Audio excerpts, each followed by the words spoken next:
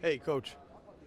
So, D'Angelo Ponce has been ranked the best corner in the Big Ten and the top five in the nation. What type of impact does a player like Ponce have on your offense Monday night? I mean, he's always around the ball. I mean, the kid's very seldom out of place. He's just a really good football player, and he's one of a lot that play for them. And so, yeah, I mean, the structure of their defense allows him to get eyes on the quarterback and trigger on the ball, and he does a really good job within their scheme. But he's also a very instinctive player. Like when the ball comes his way, I mean, he can leave and go trigger as good as I've seen. And so I mean, he's just a really elite player. Oh, sorry.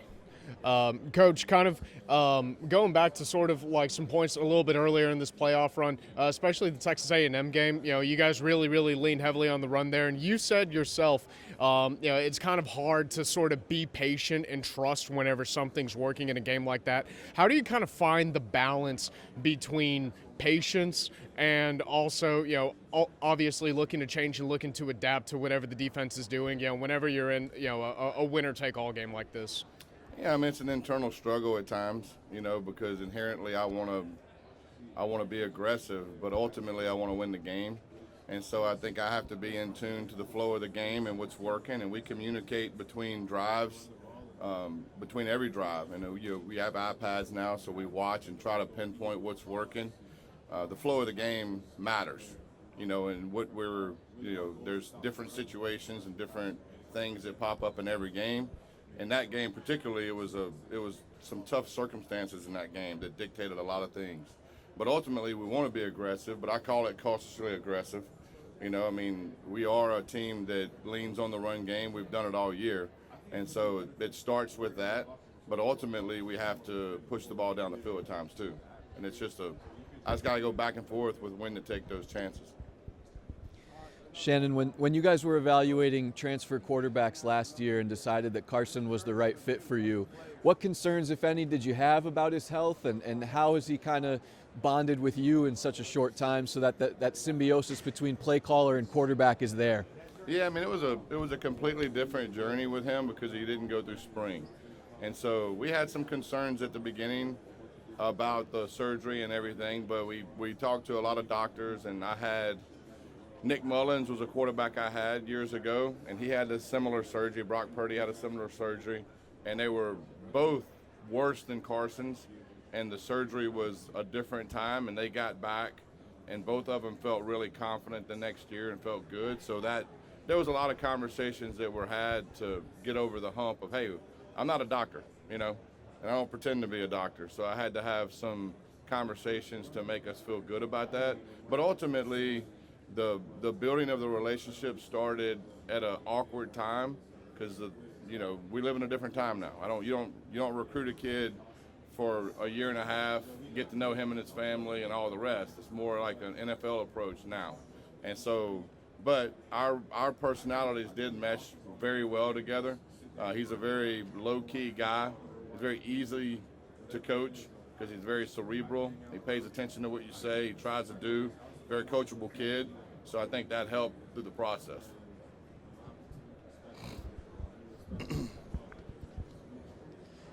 Coach, beyond the production, what has Marty Brown brought to this team after coming in from North Dakota State? Consistency. I mean, his character's off the chart. He's a guy that really a lot of kids should look at as far as his perseverance and his attitude. And things didn't always go his way this year, but he stayed constant, he stayed positive, he didn't waver. And when his number was called, he did his job, and he's done that all year. And so I can't say enough about the kid as far as his approach and his attitude, especially in today's age where it's I got to get mine mentality, right? And everybody wants it right now and wants a ton of it. And sometimes you just got to stay the course, and you got to weather some ups and downs. I mean, that's the way life is. And so he's a great example of staying the course, staying positive, blocking out the noise, because everybody's got the people in their ear when things aren't going your way. Sometimes it's very close people to you, right? And you got to block out all that, and you got to focus on what matters and what reality is. And then when you get your chance, you got to take advantage of it, and he did. I can't say enough about the kid. I love the kid. His attitude, his character is probably what pushed through the most with him. Hey, Shannon, the way things are now with transfer quarterbacks coming in often for 1 year, how much of a sense do you know what you're getting? And a lot, I mean, other than watching film, and trying to do as much background research as you can, things happen pretty quickly too. It just so happened with Carson, there was a couple people in his past that I'm very close with. Todd Monken was one. Had a long conversation with him. He recruited him to Georgia. He probably knows him the best because Todd's son and him played on a summer league baseball team together. So he gave me a lot of insight on the kid. Buster Faulkner was a guy that was at Georgia that I've known very well. And so I had a conversation with him just to kind of get the personality. Because there's all, look, there's all kind of narratives out there, probably for me, for everybody, right? And getting to the truth a lot of times is hard. You got to kind of you got to cut through the weeds a little bit. But those two guys were very instrumental in telling me a lot about him. Made me feel really good about it. And then, you can put on tape and see that he's a very talented quarterback. I mean, that was easy. That was the easy part. The other stuff is the stuff that I wanted to know a little bit more about. But after talking to them, it made my decision really easy. Is it inevitable if you as a program, if that's the path you go down with your quarterbacks, that at some point you're gonna get one that's a bust, that it's just not gonna work in this era? I mean, are you a gambler? Are you a blackjack player? I mean, I've played blackjack, yes. Yeah, well, nothing's 100%, Right. In life, right? And inherently, I am a old school soul. Like, I like developing kids, and I think, reps within a system matter. And I think, at some point, that's going to mean more, right? What did this coaching staff see in Carson back kind of in the beginning of it all, going through the transfer portal and trying to find the right guy to lead after Cam Ward? Just what was it about him that stuck out to you the most that stays true to today? The one thing is he's played in a lot of big games. And we looked at his career as one of, man, this kid's got a lot of experience. We felt like we were a really good football team. And we felt like we needed somebody that's played in some big games because we were hoping to play in some big games. And he's been in a lot of them. And so that was the one thing at the beginning that I looked at is like, man, this kid's won a lot of games, but he's won a lot of big games and been in a lot of big games. And so that experience was very, very much so a big point in taking him. Now, you got to have the talent. Like I had to turn and look. Everybody evaluates quarterbacks differently, right? And I think 99% of the people screw it up because ultimately you have to be an accurate thrower from the pocket to be a productive quarterback, period. Everybody gets enamored with, this, that, the kid can run a 4. I don't care. Like if you can't throw it accurately from the pocket, then I'm not that good of a coach. Does that make sense? So ultimately, that's what I wanted to see on film. Like, what kind of player is he? Like, what is he? Is he a progression quarterback? Is he sitting in the pocket, finding lanes and triggering through it with accuracy? And that's what he was. And you don't always see that when you put on tape. A lot of offenses today are RPO driven where it's, hell, I could play quarterback, But ultimately, we do it a little different way. Like, you got to dissect defenses. You got to throw through lanes, intermediate passing, and there's reads. And so ultimately, that's what I wanted to see, and that's what he did. And he was a very cerebral player. And so you can see that on tape. Like, he was really good from the pocket. I do think he's more athletic than people give him credit for. We've urged him to make some plays with his feet, which he has over the last month or so. But ultimately, that's what I wanted. I want a guy, and I want one, that's what I want all the time is if you can't make your layups, then offensive football is a struggle. First time you saw him in practice, what was that like? Look, the kid's been, what you see is what he's been from day one. Even going through camp, I was very reserved with giving him a lot of praise because ultimately not doing it in a game, you want to see it when the lights are on, right? And I have seen at times in my career where kids don't make that transition till later. Like, it takes some time. Like, experience matters in this game. Typically, older kids are better than younger kids, right? That's probably one reason why Indiana is such a good team and such a good defense. They have a bunch of older football players. They don't get rattled a lot. Like, the game's not too big for them. And so I was hoping with him that was the case, that the game wasn't too big for him. And fortunate for us, we had a big game first game, and he showed up. And so ever since then, it's been pretty consistent. Yeah, he was. This should be his senior year in high school.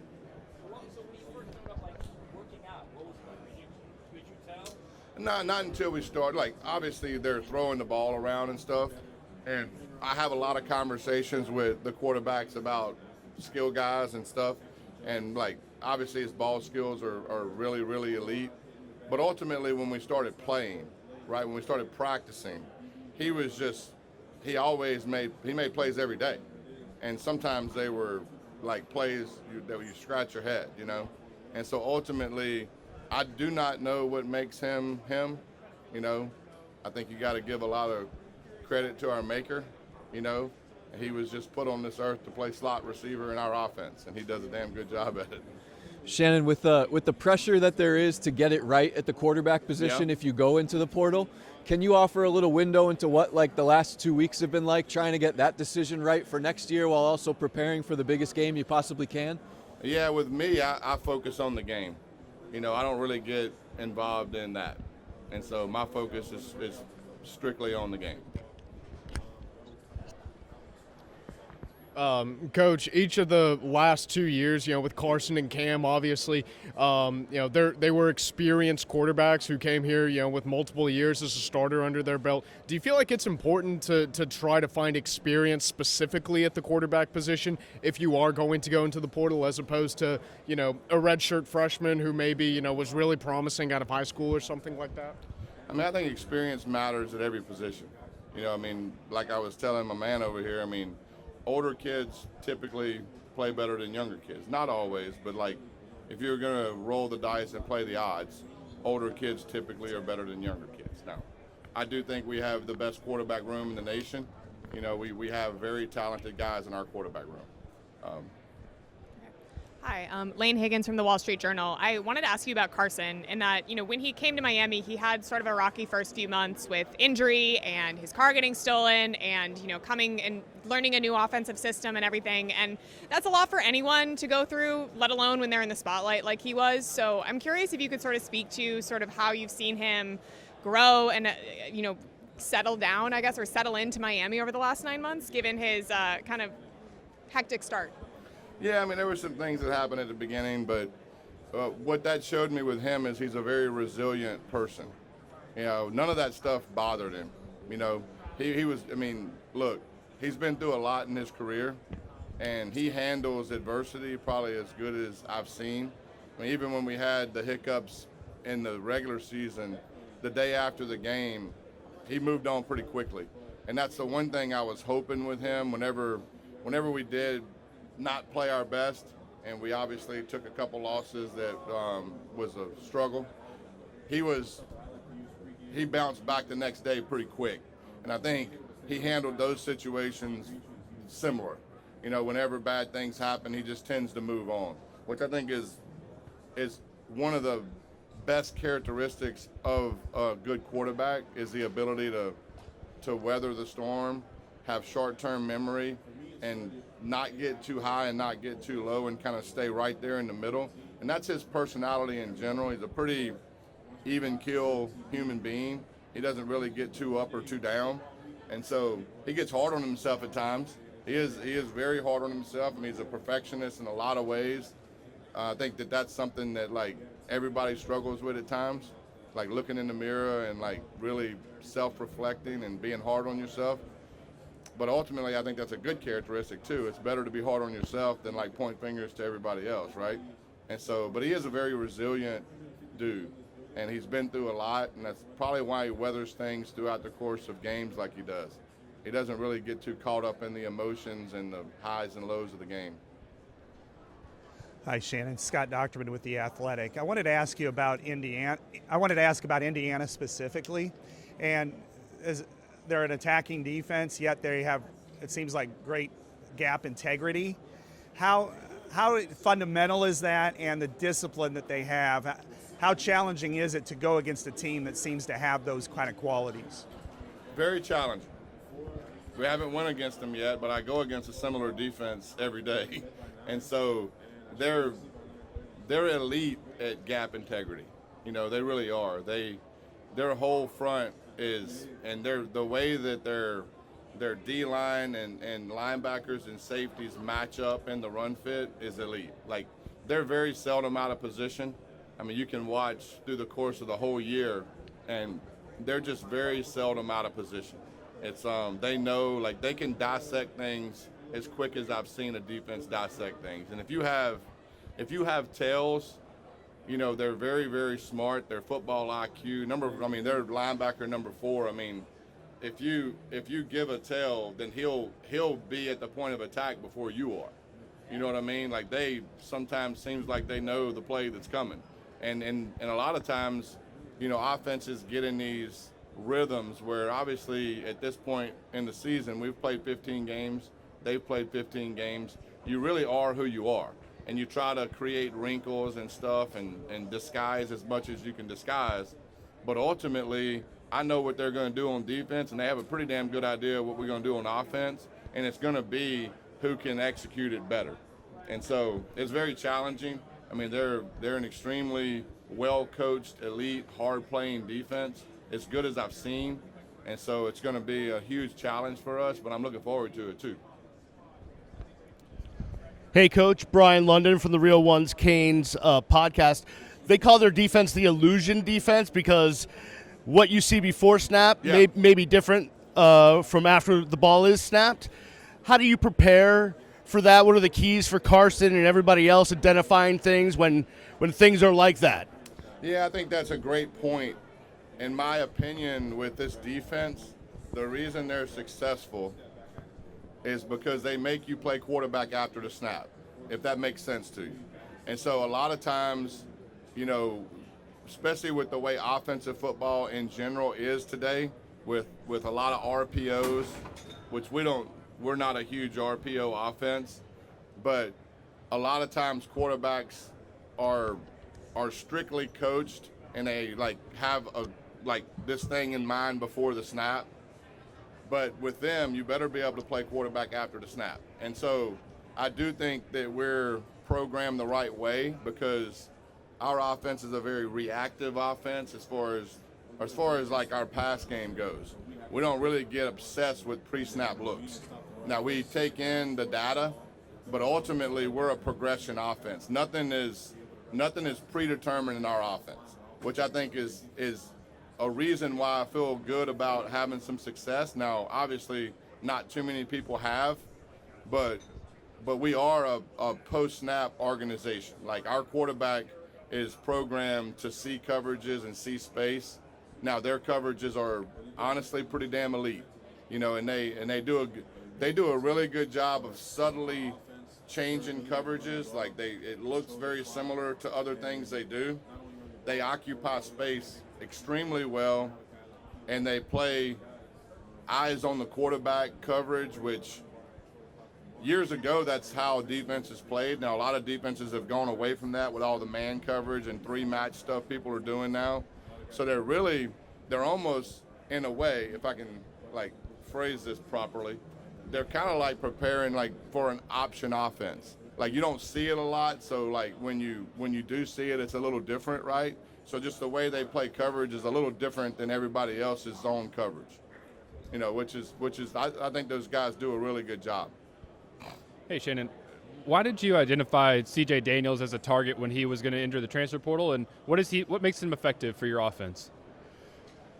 I mean, he has a lot of video evidence of playing really good football, and you know, he would probably admit that LSU didn't go exactly the way he wanted it to go. But ultimately, I saw a guy that's played a lot of football, a lot of experience, and we've talked about this with a couple other guys. And I just thought that our receiving room needed an older guy that had a lot of experience. Now, with that being said, I had no idea. Like, I kind of had an idea of the player I was getting, right? But a lot of times, especially with the transfer portal, you don't have an idea a lot of times of the person you're getting. You try. Like, you try to do as much research as you can do. Where we knocked it out the park with him is his character and his leadership. It's elite. Like, he is an elite human being. And so I don't know if we necessarily knew that. We kind of got lucky with that in a way. We knew the player we were going to get, and he's had a really good year, but he's had a bigger impact on our offense with leadership and character. Like, he is the one in that receiver room that keeps everything going in the right direction. And he blocks his ass off, and he does the dirty work, and I think everybody follows suit with that. But that's been his biggest impact. Coach, you two guys, man. I'll let y'all wrestle it out. getting to this stage is a big deal for any head coach, right? And you've been with Coach Cristobal now for 3 years. And look, every head coach has his own style and way of doing things. I'm curious, just like over these 3 years, what has impressed you about his leadership style, the way he manages the team, that you feel like has allowed Miami to get to this point and play for a championship? I think talent evaluation is one of the biggest things in acquisition of talent. It takes talented kids to play at this level. And he has a keen eye of what he wants, especially when it comes to up front and how to build a team. And just watching him, build this team from the O-line, D-line back, and it's been eye-opening to me. And so now I do think that other than just talent, the way that he managed this year with the couple losses we had was the reason we're here, because there wasn't a huge overreaction. It was more so of, hey, let's get back to the process, let's get back to work, let's figure out what we have to do to be better. It wasn't a blow up or anything like that, which I think at times as assistant coaches you're anticipating certain things. You always anticipate the worst, right? But I do think that his demeanor in those times of trouble was really helpful for our staff and our team. This year compared to your previous 2 years, when losses happen, did he handle it different this year? No, it's been pretty consistent. Even my first year here, we didn't lose one till 4 or 5 games, right? The first year, I think we went 5-0, and then we had a couple hiccups. But ultimately, when you first get to a place, you're always curious about that, and so it's been pretty consistent. We stay pretty even keel through adversity, which I don't think you can, coach in a productive way if you're not. And I think that bleeds over to our kids, and it bleeds over to how you manage games, because if you can weather the storm, typically you can have some success. And so, but the season is the same way. Look, it's a long season, and there's only one team that didn't go through adversity, and they're still playing, right? They've had none. And so what happened? Obviously they've probably had some adversity, but they haven't had a loss. And so, how you handle those losses is important. Coach, defensively speaking, how would you kind of describe the identity of Indiana's defense and what they kind of want to do to opposing offenses at their core? Well, they're very hard to run the ball against. They're very gap sound. They strain. They get off blocks probably as good as I've seen. It's hard to sustain blocks against them. And I don't really know why, other than they play with extreme effort. They strain. And so their back end, it does an unbelievable job of disguising coverages. They do a good job of playing. Their zone defense is as good as I've seen. They're mostly zone. They'll play some man at times, but they're mostly zone.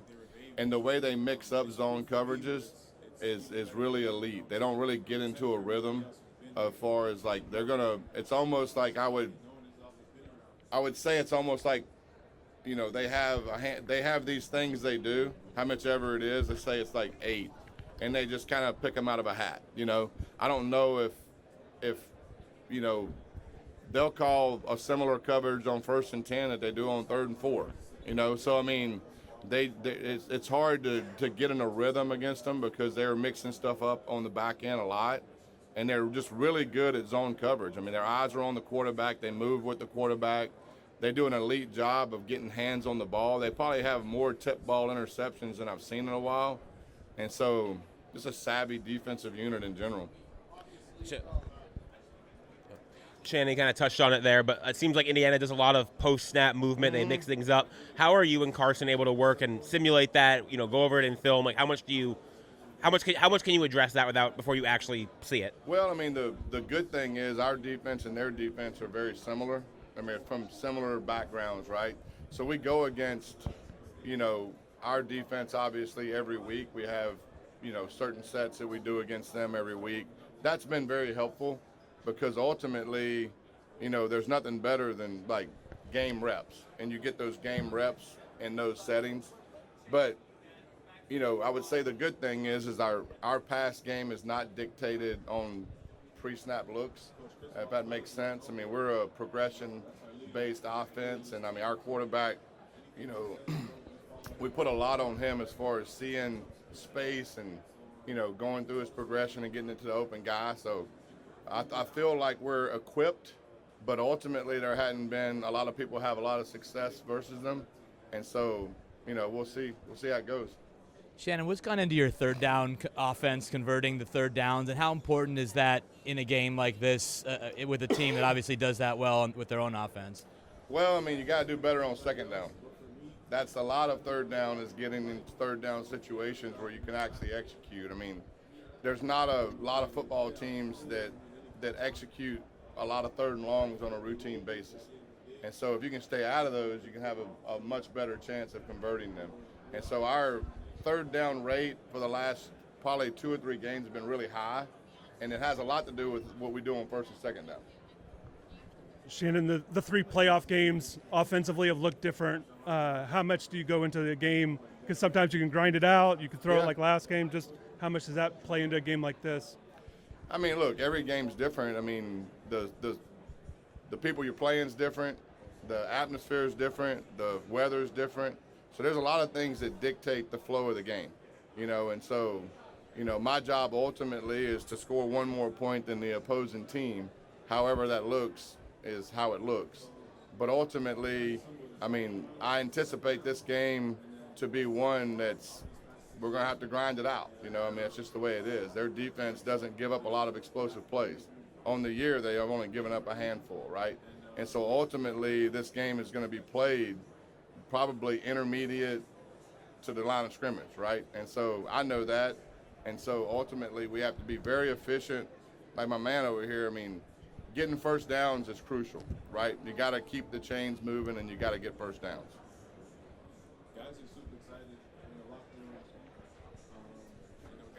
Coach, Mark Fletcher's been great during this college football playoff run. Why do you think that is? Why do you think he's turned it up here in the playoffs?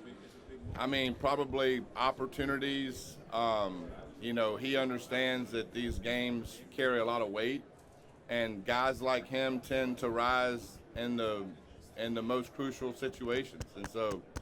And he's an elite player, and he's really, he's been the carrier of this offense. We've leaned on him in the most critical times, and he's came through.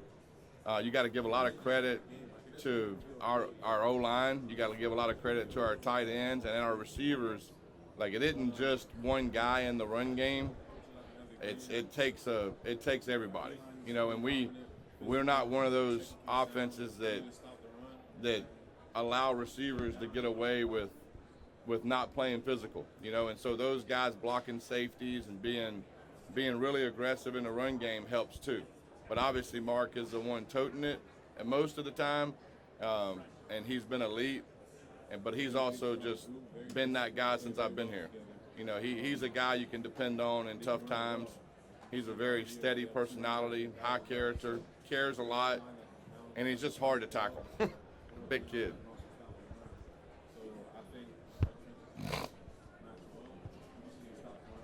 Just curious how much you've talked to Corey about his experience, maybe what to face. Have you talked? Is any discussions this week about that kind of stuff? At length.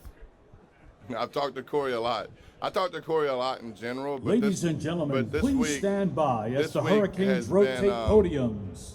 This week I've obviously leaned on him a pretty good bit because of the similarities in defense, and obviously he's worked with those guys. And so, I don't know how much it'll help. We'll see. But, we have had multiple discussions. How much has he helped all season long? How's he helped you all season long? You said you've talked to him throughout. Yeah, I mean, I'll bounce ideas off of him just in general of what defensive. Once again, ladies and gentlemen, please stand by as the Hurricanes rotate podiums. Just philosophy stuff. Like why do they do certain things like they do? I'm more curious than I am anything when I see something that's a little bit different, or if I see people doing something over and over again, then because I'm not wired like a defensive coach, and so. There's a difference between offense and defensive coaches. And so sometimes I'm just more curious in how they see things. You know why offensive and defensive coaches are wired different? Huh? Okay, there's a huge difference. But what do you think the one biggest difference is? I mean, one's trying to, just obvious you're trying to score, but the aggressiveness. We can punt. Okay. They can't. Does that make sense? I'm curious for you, how did you guys identify Malachi Toney, and what has he kind of meant for you guys?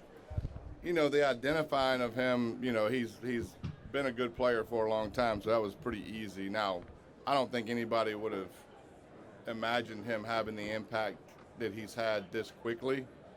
You never know that, because you don't know how long kids are going to take to settle in and be who they are. And you see talent, and you hope that you get it right. You don't always get it right. I don't know what percent that is, but ultimately, when they get there, the speed of their development's always different. Some people hit the ground running, and the game is just the game. And some people, it takes a while. College is different than high school. They're living on their own. There's a lot of things within just everyday life that changes. Sometimes kids have an adjustment period, and so everybody's maturity is a little different. And so I don't think anybody could have foreseen him being what he's been, but I'm sure damn happy that he is. What has impressed you the most about the way Carson Beck has been able to lead this team, specifically in the postseason, and what do you think makes him such a great leader? I mean, a part of that, too, is just overall just been in a lot of big games. I think experience matters when it comes to, how a guy approaches things. I mean, there's a certain amount of failure you have to go through to have an understanding of, hey, man, you're embracing it in a way, right? And so I do think that Carson's playing his best football now, and there's a lot of reasons for that. And one of the biggest reasons is, whether people want to admit it or not, I mean, you go into a new system. I'm different than the guys that coached him in the past. I program quarterbacks different than he's been programmed. And we didn't have a spring football period to kind of iron out a lot of things.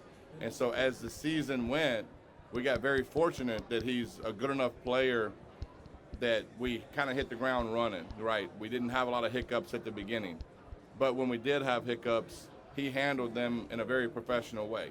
He was very positive the next day. He bounced back very quick. He's an extremely coachable kid. He listens. He's easy to coach in the sense of, he's very, very smart. He's his football IQ is off the chart. And there's not a lot of things he doesn't understand. His immediate feedback is as quick as I've had, probably. I mean, he dissects things and sees it, and he's pretty accurate when he comes off the sideline. And so, but ultimately he's playing his best ball now, probably because it's he's had more reps, Coach, the Indiana team forces a lot of turnovers. Do they? They have the highest turnover margin in the country. I didn't see that. No. Do you adapt your game plan to that to minimize the risk of, because the games that you lost, you all had more turnovers than usual. Did we? No, I think so. We try to protect the ball, and ultimately in the games that we lost, you're correct. We were a little careless with the ball at times. I do think that there was some they made good plays at times too. A lot of that stuff you really can't control. But their defense does cause a lot of turnovers and a lot of tip balls. I think it has a lot to do with just the way they play zone coverage. They get the eyes on the quarterback. They trigger on balls quickly, and they just get balls popped out, and they're always occupying the space. So it seems like there's always a guy there to get it, right? And so, yes, there's no adjustment to the game plan, but I have stressed the fact that if we turn the ball over, we will probably get beat. And so ultimately, when you have the ball in your hand, the program's in your hand, and that term is used a pretty good bit. And so you just have to care a lot about protecting the football. Now, we do a lot of ball security drills, but as far as like changing the game plan because they get a lot of turnovers, I mean, that doesn't really exist other than just take care of the damn ball, What stands out to you about Indiana's front seven? It runs a lot of simulated pressures. Have you seen looks like that, and what does that look like from your standpoint? What's a simulated pressure? Just mixing up looks in the front seven where they drop guys back, bring different guys in. Okay. I was making sure you knew what a simulated. Yeah. All right, you good? No, their D line's very active. They slip off blocks probably as good as I've seen. It's very hard to sustain blocks with them. And the only thing I can say that they just play with extreme effort. They strain really hard, and so they're very hard to run the ball against. They're always matched up well in the run game. Like their linebackers and their D line fit well together, and so I think one thing that sticks out with them is they just play hard. I mean, they really, really play hard, and so we have to play hard. We have to finish blocks, which we've done a really, really good job of doing to this point, but it's going to be our biggest test of the year, and we know that. And so that's going to be the tell of the game. Okay. Coach, maybe a personal question. You've coached a personal question. Okay. You've coached at several places around the country, then came here to Miami in the last 2 years. You've produced a #1 overall pick, and now you're in the national championship game. Does it feel like a culmination of your career, being at this high stage at this moment? In a way, I mean, I feel more blessed to have the opportunity. I mean, the way I view it's very simple. It's this. I mean, I've been around a lot of really, really good coaches in my life, and I've been very fortunate to have some people around me that have molded me to get to this point that haven't coached in this game. And so I'm very appreciative of being here, and I understand how hard it is to get here, and I also understand that it isn't all about me at all. Like, I have a lot of people in my past that gave me opportunities that other people didn't get, and there's a lot of really good coaches out there, and I'm very fortunate that I got those opportunities. And I look at a lot of people in this profession that are really, really good coaches that haven't played in this game yet or haven't played it in their career, and so I'm just more blessed to have this opportunity than anything. Hey, Shannon, wanted to ask you about Malachi, and I get from what I hear, he was a legend from the time he was like 10 years old coming up. So just kind of how important it was to get him, keep him home here, and then how excited you've been to plug him in and find ways to use him. Man, the excitement of using him is I can't even put into words. I mean, what you see with him right here, I mean, he's that person every single day. He pops in my office every day, smile on his face, glowing, and I think a lot of his success is because he's the same person every day. I mean, he lifts people in a room up, and he just has that look. Some people just have that charisma about him, right? And he does. Now, the ability, I mean, look, we can all sit and talk about the why, but ultimately, he's blessed, right? He has this ability that God has given him, and he's doing a lot with it. We try to do as much as we can with him, right? But we also know that defenses are going to focus on him a lot. Like, he was double covered a lot on that last drive, so other people had to make plays. And so that's just part of that's the beauty of football, really, is like it's a true team sport, and when somebody gets a lot of focus, then other people have to step up and make plays. And we have enough talent around him where that's possible. But being able to tinker with him and find different ways to move him around and get him the ball has been fun. and he can throw. He can really throw the football. Coach, how have you seen Alex Bauman grow this year? You know, that's a good question. I mean, you know, from the beginning of the year till now, I mean, he's a vital part of our offense. I mean, he does a lot of things that doesn't show up on the stat sheet, you know, especially in our run game. And he's starting to really get aggressive in our pass game, too. He's getting targeted more and more. And so, but the things that he does that don't show up on the stat sheet is really what fires me up about him. And he's a very selfless person, which I think at that position you kind of inherently have to be, you know, because it's a tough position. Like you're kind of a lineman at times, and you're kind of a receiver. You know, you have to live in a lot of different worlds at that deal. So you kind of got to have a servant mentality there, you know, and he does. And he's a great teammate. He's an awesome kid to be around. But he's a vital part of our process, especially in the run game. I wanted to ask you about the quarterback position. Last year you had Cam. This year you got Carson. How much does that help you in the market for the next quarterback, and people just looking and saying Miami's a great place for quarterbacks? Yeah, I mean, I think success breeds success, right? And so I do think that, you know, last year when we got Cam, I think it was very important to, especially in the nature of college football today, it's good to be marketable. You know what I mean? And so putting things out there and being able to develop guys to the next level and being able to sell that, you know, and that was the biggest selling point with Cam was like, and because I had to sell Cam before the success, which is sometimes harder, right?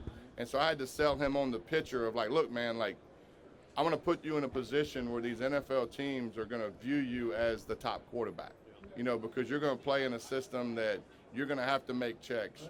You're going to have to make run game, you know, a lot of the things that you see in the NFL.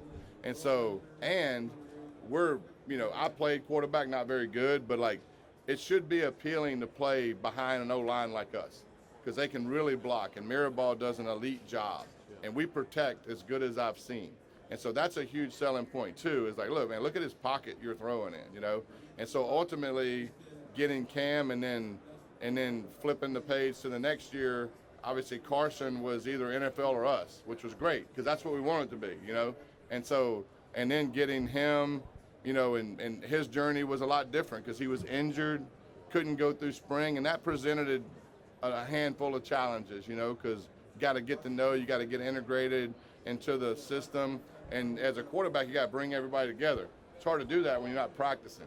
And so I do think that dealing with different personalities is important and showing the fact that, look, we can, like, this offense is not just for one type quarterback. You know, it's going to really take you, and you're one piece of this whole puzzle, but then you can showcase your skills and really develop for the next level, is which everybody wants to do. With Indiana's defense, you know, you hear opposing coaches talk about what they do up front, kind of the stunts and twists. You hear about their simulated pressures. When you turned on the film, what stood out to you about what they do and their kind of approach? I mean, I think the first thing that sticks out, the first two things that stick out is they don't give up a lot of explosive plays, and they're hard to run the ball against, which if you just take those two factors, that pretty much will tell you the defense is pretty good, right? And so, but I do think that they have a lot of older guys on defense. Look, the scheme is great. Like, what they do on defense is really, really solid and really elite. But the players, obviously, no different than our offense, our defense, and anybody that does anything worth the crap, is like, you have to have the players, right?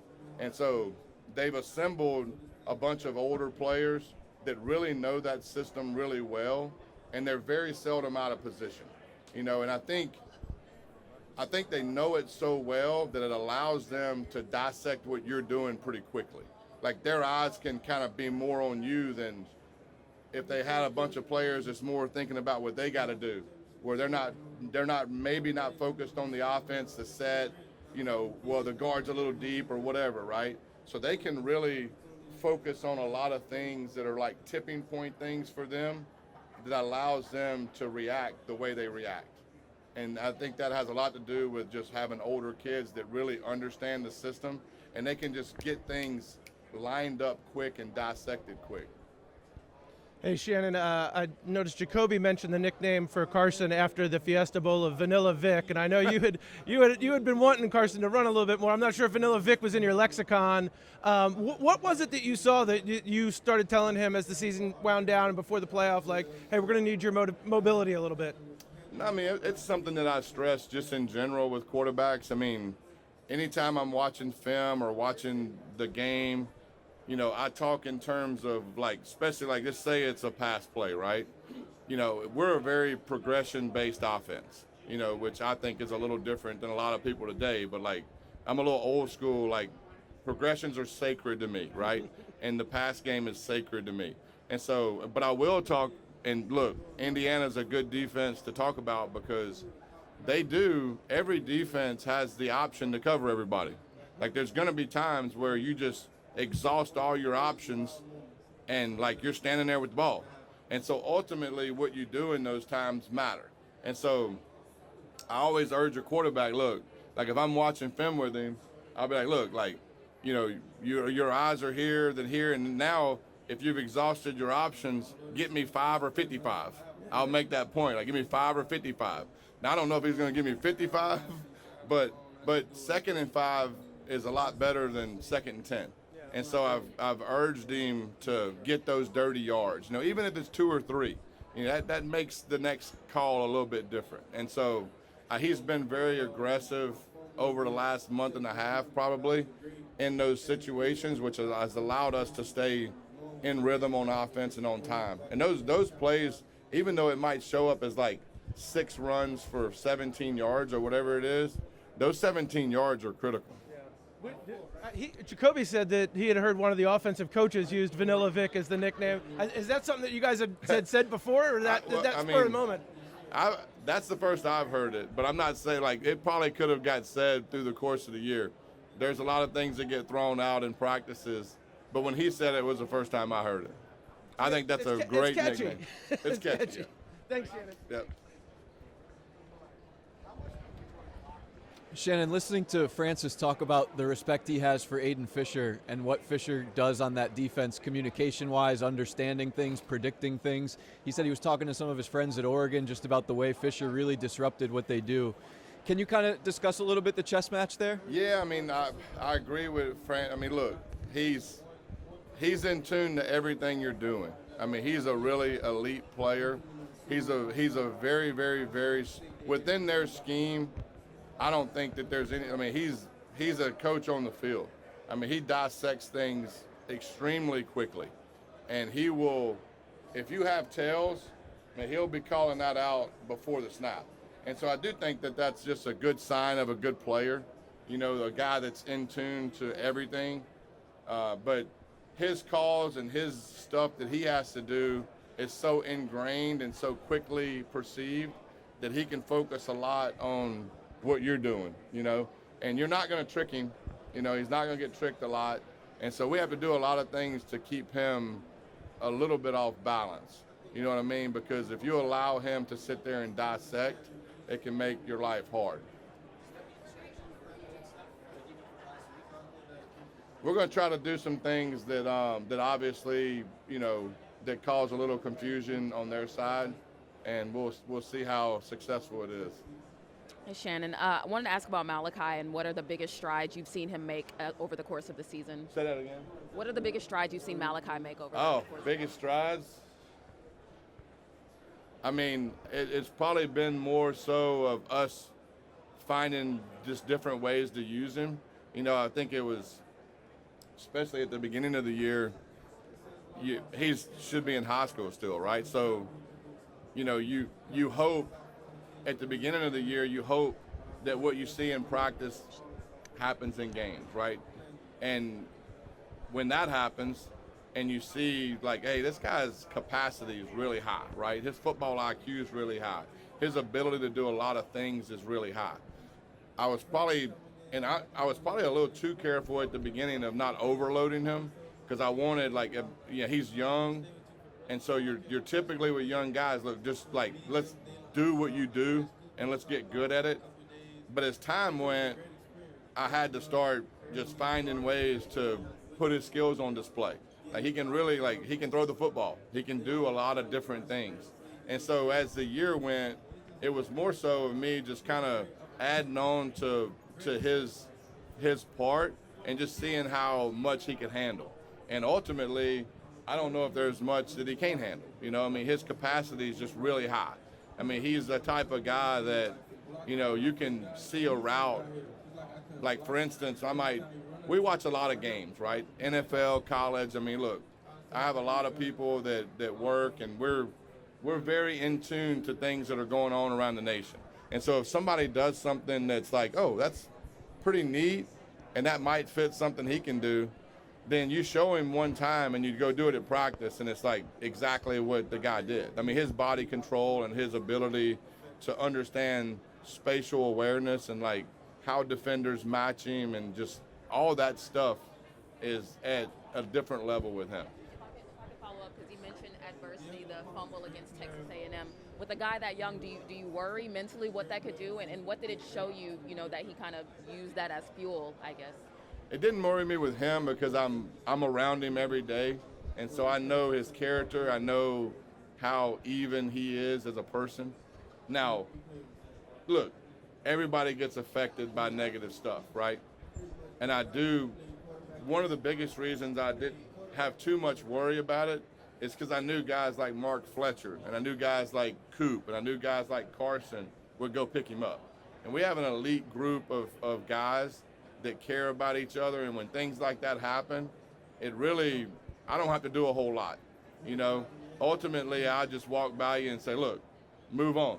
It's no different than if Carson makes a mistake. I'm like, look, next play, you know. And ultimately, we say next play a lot because look, bad stuff's going to happen.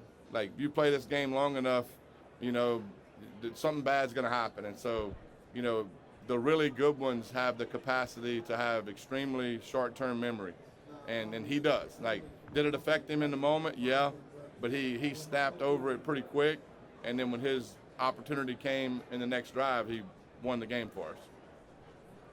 Coach, you have been encouraging Carson to run a bit more whenever he sees an opening.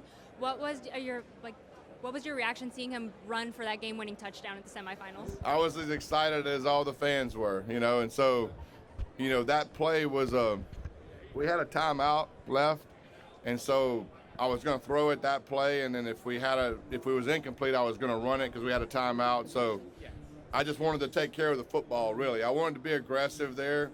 I felt really good about the play we was running. They did not run the defense I thought they were going to run, and so it ended up being man coverage, and so they covered him on the option route, and so there was just a huge you see that opened up, and a lot of it had to do with their man coverage because everybody was tracking across the field, and so yeah, whenever he saw it and took it, I don't know if I was relieved or happy or whatever you'd say, but it was good to see. Shannon, what's up, man? Pete What's up, Nakos. How are you, bud? How much has Mario been able to blend together the portal and high school recruiting to put this roster together? Yeah, I mean, I think that's probably one of his best qualities is understanding that high school recruiting still matters and that's still your base, and sprinkling in transfers at the right positions. And there's an art to hitting on transfers, you know, because ultimately, if you look across the nation, it would be interesting to see the success rate. I don't know what it is, but I know on our team overall it's pretty high. Huh? It's hit and miss. But if you look at the ones like this year particularly that we brought in, they've all had a pretty enormous impact on both sides of the ball. And so he does have the ability to see talent and see exactly what we need and be able to blend that with, I mean, high school recruiting, which obviously matters the most, and sprinkling in transfers when you need it. You can't abandon high school recruiting. You know, I think that's where a mistake a lot of people make. Coach, I want to ask you about Indiana's defensive backs. What makes them such a talented and productive group for Indiana's defense? Yeah, I mean, that's a good question. The scheme they play, they're really good at what they do. They're older. They play with eyes on the quarterback, you know, they're always in the right spot. They mix up stuff and disguise it very well, and they track the football, Ladies you and know, gentlemen, at a high 5 level, minutes are at a very remaining high in the level. Miami Hurricanes media And session. part of it is their 5 scheme, minutes remaining. and they're older, and you know, they're just never out of position, you know, and they have a lot of tip balls that end up being interceptions. You know what I mean? A lot of it has to do with the coverages they run, but they are, you know, they trigger on the ball well, and so we have to be elite with our eyes. Like, the eyes are very telling in this game, probably more so with this defense than any defense I've seen in a long time.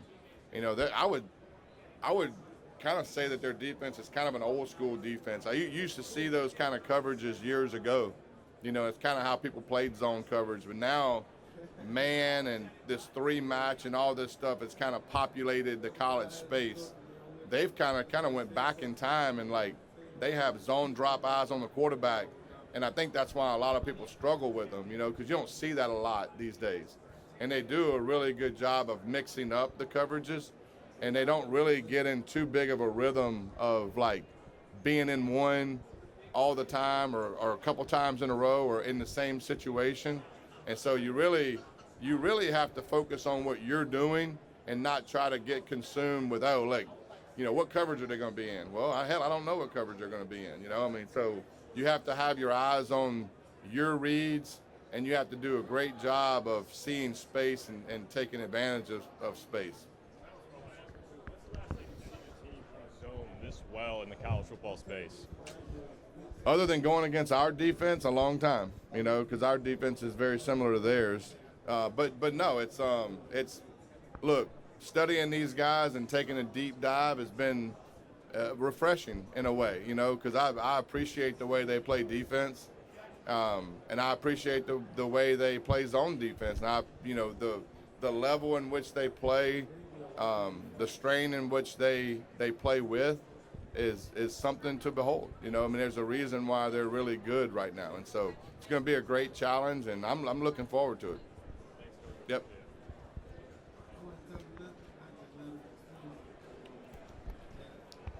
Hey, man. What's up, brother?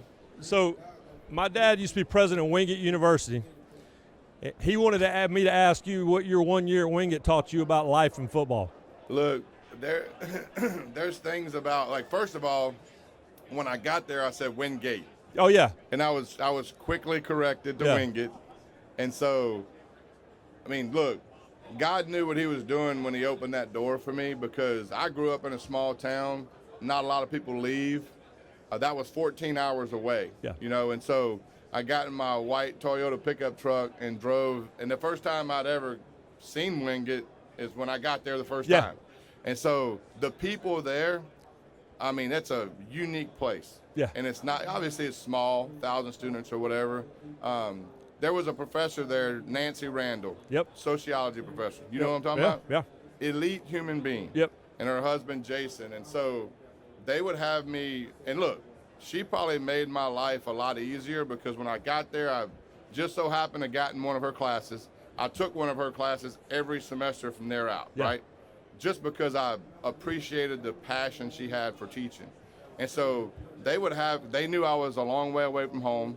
So they would have me over to their house, and like she would cook. Her husband made his own beer, which I don't know, at the time I probably wouldn't have said that, but like we would go down in the basement, and I would test his beers that he made.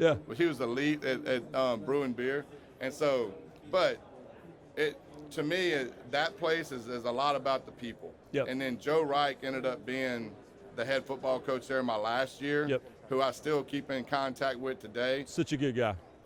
Probably one of the best human beings I've come across, and one of the best coaches I've come across.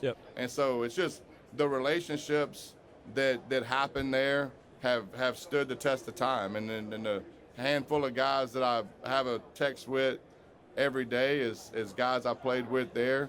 And so I wouldn't have changed anything. I mean, I wasn't a great player by any stretch, and that's kind of where my career tilted to. And it was exactly what I needed at the exact right time. but your career path, you take a little bit with you all along. You've been in so many places to be here tonight. No doubt. Yeah, absolutely. And look, and that's one that, like, I lean on Coach Reich a lot. You know, I mean, I'll text him about certain things, and we communicate back and forth. Ladies and gentlemen, but that concludes the Miami Hurricanes media session. I've been very fortunate. In approximately 30 minutes, on my the stops Indiana Hoosiers to media be session will around begin. some very elite people, and I think, you know, Once again, I'm that just very concludes the fortunate Miami Hurricanes because media ultimately session. I know that without The Indiana that, Hoosiers then I have no media chance session of will being here. begin You know, in so I'm very approximately blessed 30 with that. minutes.